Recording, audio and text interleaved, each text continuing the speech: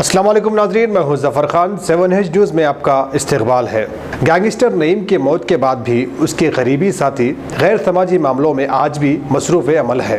क्या है ये मामला, जानने के लिए देखिए 7H की ये रिपोर्ट। पाशम श्रीनिवास नामी शख्स ने ढाबों को इस्तेमाल करते हुए यहाँ बैठकर लैंड सेटलमेंट्स और दीगर मुजरिमाना सरगर्मियों में मुलविस पाया गया और अवाम को धमकाने की खबरें भी मिली हैं, जिसके बाद पुलिस ने 5 अफराद को PD एक्ट के तहत गिरफ्तार कर लिया है, जिनमें अमर, नागाराजू, शिवा, साई और श्रीनिवास काबिल ज़िक्र हैं। उनकी पुश्त पनाही करने वाले 2 ASI और 2 कांस्टेबल्स को उनकी खिदमात से बरतरफ कर दिया गया है।